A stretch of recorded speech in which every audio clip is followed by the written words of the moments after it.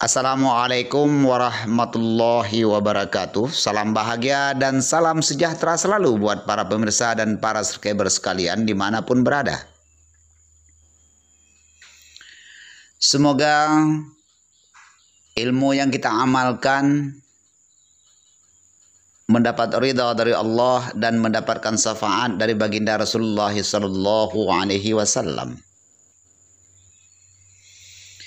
Berjumpa kembali dengan saya Zun Ben Hussein. Pada kesempatan yang berbahagia ini kembali lagi saya hadir menemani para pemirsa dan para subscriber sekalian, yaitu berbagi ilmu dan berbagi tips. Kali ini saya akan membuat video cara meracik minyak lintah. Video ini saya buat atas permintaan permintaan para pemirsa dan para subscriber sekalian. Di sini akan saya jelaskan secara singkat, padat dan bermanfaat cara Zun Ben Hussein meracik minyak lintah. Baik para pemirsa yang dirahmati oleh Allah, akan saya sebutkan di sini nama-nama bahan yang akan kita gunakan ketika kita meracik minyak lintah dan juga nama alat-alat yang kita gunakan ketika kita meracik minyak lintah juga ya. Jadi yang pertama sekali kita menyiapkan beberapa ekor lintah hidup .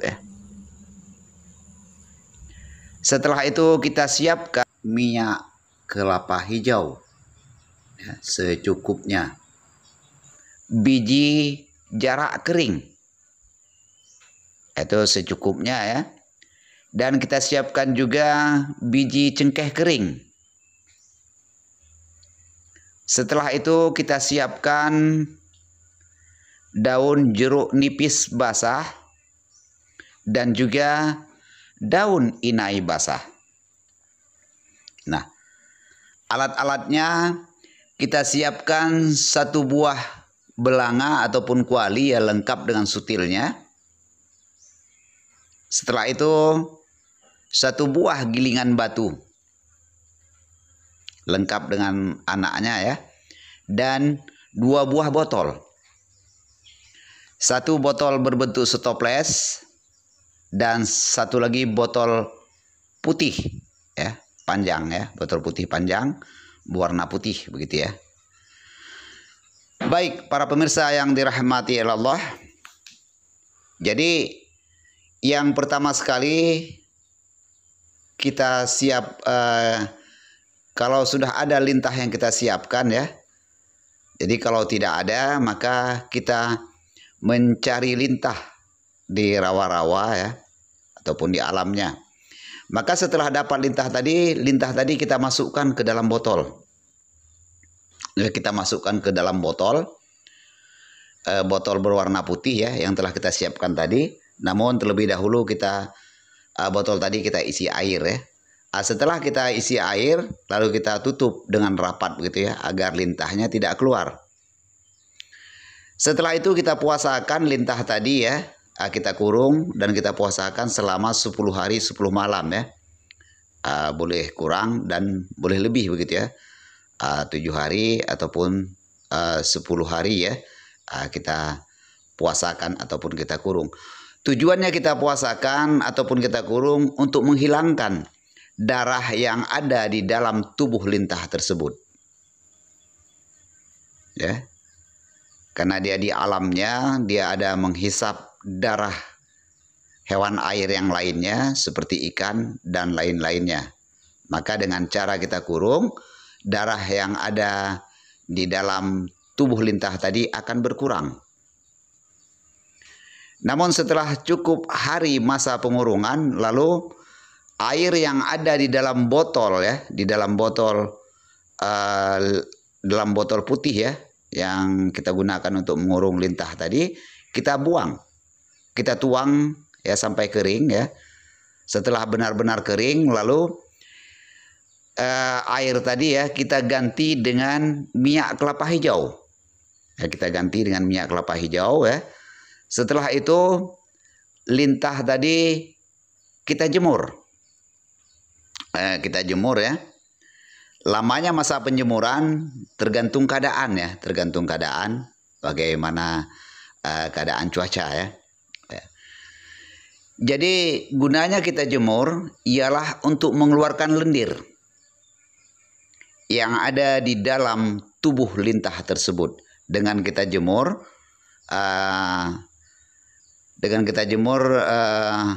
lintah tadi ya, karena sudah kita campur dengan minyak kelapa hijau, akan mengeluarkan lendir. Nah, lendir itulah nantinya yang akan sangat bermanfaat sekali, yaitu untuk kita pria ya.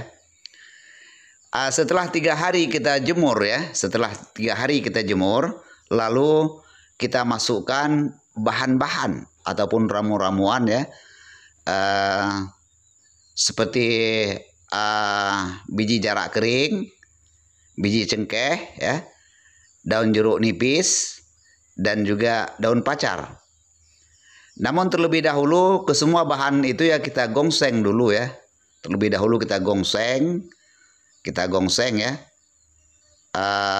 Setelah kita gongseng, arti gongseng itu ialah memasak tanpa minyak begitu ya.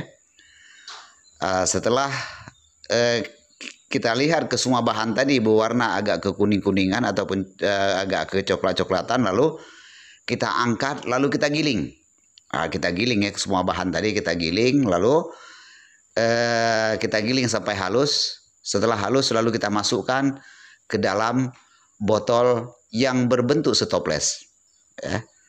Kita masukkan. Setelah itu, lalu minyak lintah yang kita jemur tadi kita masukkan ke dalam botol ya, yang berbentuk stoples tadi, yang telah berisikan ramuan-ramuan yang telah kita gongseng tadi ya, seperti biji jarak, biji cengkeh, daun jeruk nipis, dan daun pacar.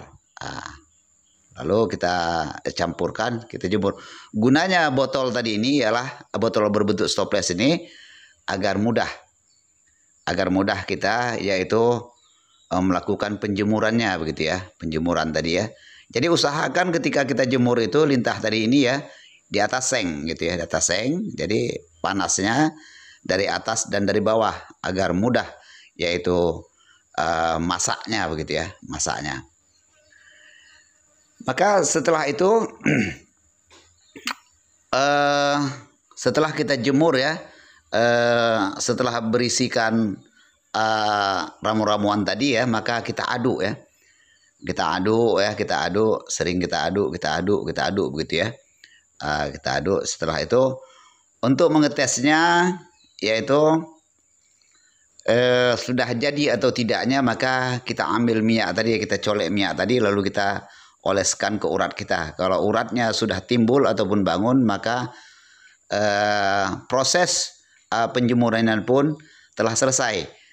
Itu berarti lintahnya sudah jadi, tinggal proses kita masak ya. Kita masak yaitu